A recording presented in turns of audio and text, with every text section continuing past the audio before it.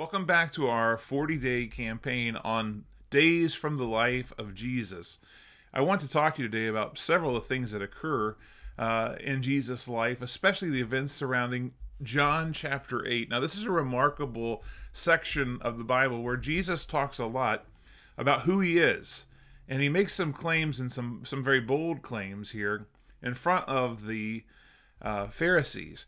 And what's fascinating to me is we've been talking as we've gone along about the testimony about Jesus, and the disciples have heard several voices confirm who Jesus is. Remember, our entire journey started on the day of Jesus' baptism, and on that day, heaven itself had opened up, and we heard the voice of God declare, "This is my Son, in whom I am well pleased." We already are past the moment of the transfiguration, when at the top of probably Mount Hermon, Jesus has been translated into his heavenly body. And again, God has affirmed before his disciples, Peter, Andrew, James, that they have no reason to doubt. This is God's Son. This is Jesus. You can put your confidence and your faith in him. And of course, in this gospel in John chapter 8, we've already had this remarkable moment where Jesus has dealt with the woman who was caught in adultery. And her life was literally hanging in the balance. And yet Jesus, by going down to where she was, on the ground, is able to silence the critics with those words, "You who is without the first sin, cast the first stone." And it's a remarkable moment. And Jesus really demonstrated his love for people, but he's also demonstrating that everything that's been spoken about him is true, and that he is able to solve problems that seem impossible to solve. He is able to work with people in ways that no one would ever imagine, to bring about results that were unimaginable as well. Because Jesus was a life changer.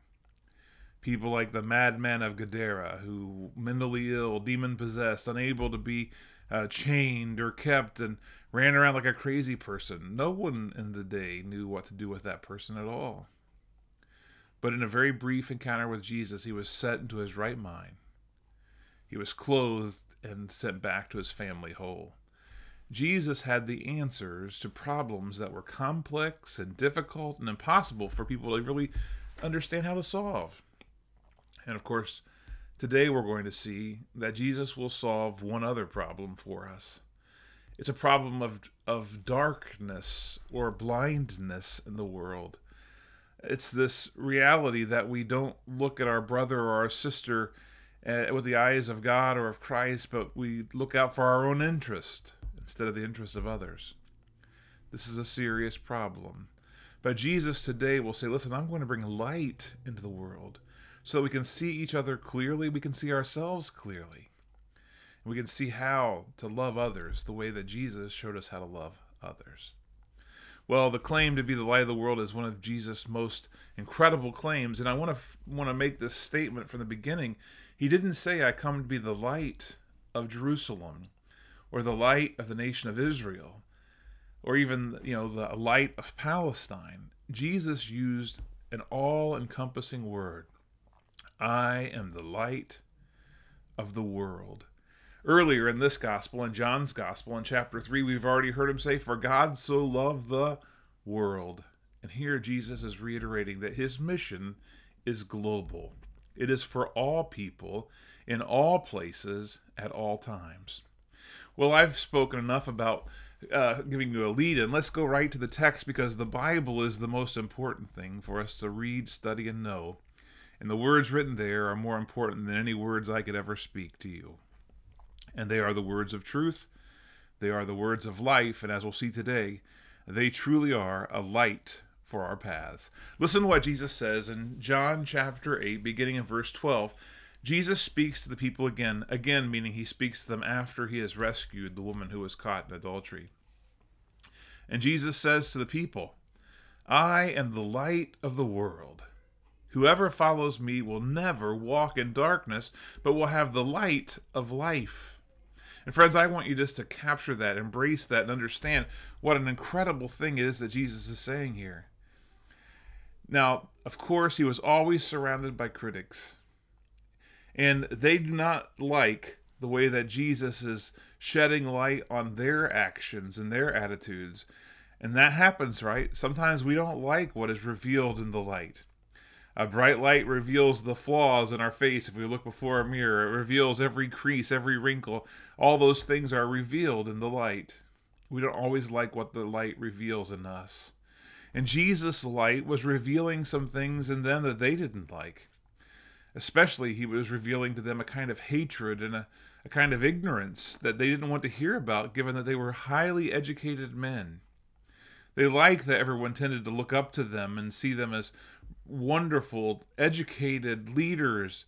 They didn't like it when Jesus was saying, listen, you are flawed men who need to seriously humble yourselves before God.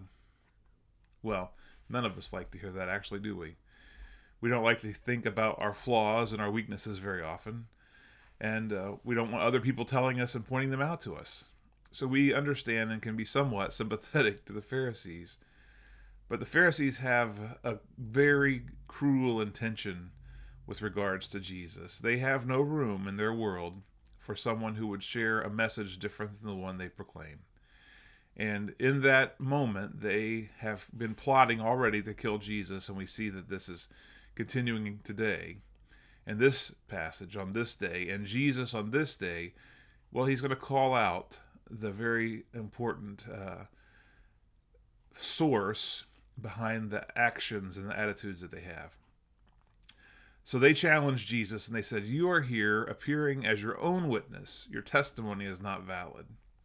Now, elsewhere, Jesus has said a person needs to have their testimony proven by others. Of course, for Jesus, this has already been attested to by John the Baptist, by God's voice from heaven, and by the miracles that he has performed. But here he says, even if I testify on my own behalf, my testimony is still valid, for I know where I came from, and I know where I am going. But you have no idea where I come from, and you have no idea where I am going. You judge by human standards. Now I pass judgment on no one, but if I do judge, my decisions are true, because I am not alone. I stand with the Father who sent me. In your own law it is written that the testimony of two witnesses is true. I am one who testifies for myself. My other witness is the Father who sent me. And as I've already shared, we've already had multiple occasions where God himself has said, this is my Son, whom I am well pleased. But the Pharisees asked Jesus, well, where is your Father? And now comes the rebuke, and it is a stinging one. You do not know my Father. You do not know me, Jesus replied. If you knew me, you would know my Father also. Now Jesus spoke these words while teaching in the temple courts near the place where the offerings were put. Isn't it interesting that this all happens at a place where people will offer up or sacrifice something of themselves at the temple, where they give something else up? This is a not so subtle reminder of what's coming in the story. It is a foreshadowing of the things that are going to happen next. So he was doing this, but it says, interestingly enough, verse 19, yet no one seized him because his hour had not yet come. Now once more Jesus said to them, I am going away, and you will look for me. And then comes not just a rebuke, but this damning statement. You will die in your sin, and where I go, you cannot come. Friends, this is a serious indictment. It is a warning to them. It is a warning to us. The Lord's will is that not one would perish, not even one. This is God's will. And the thought that there would be any who would die in their sin breaks the heart of God, and it should break our heart as well. Jesus is speaking to them, and he could give no more serious statement here. It's like the physician who reads the test results and says, listen, it doesn't look good. If things don't change, you're going to die. Wow. That is a powerful moment, and that's where Jesus is with them. Now this stings them all the more because in their hearts they have already decided they want to kill Jesus. And he knows this. And so this knowledge comes into play as he finishes this discourse with them. Now, it says, this made them ask, will he kill himself? Is that what he says? Where I go, you cannot come? But Jesus continued, you are from below. I am from above. You are of this world, but I am not of this world. I told you that you would die in your sins. If you do not believe that I am he, you will indeed die in your sins. So who are you? They ask. Just what I have been telling you from the beginning, Jesus replied. I have much to say in judgment of you, but he who sent me is trustworthy, and what I have heard from him I tell the world. They did not understand that he was telling them about his Father. So Jesus said, when you have lifted up the Son of Man, then you will know that I am he, and that I do nothing on my own, but speak just what the Father has taught me. The one who sent me is with me. He has not left me alone, for I always do what pleases him. And I love how this passage kind of comes to an end in verse 30. Even as he spoke, many believed in him. You know, as we've gone through this series, this is one of the things that we've been asking. The question is, do you believe in Jesus? Do you believe his words were true? During each of these days, as Jesus has moved through time and space during his ministry, it has had an impact on people.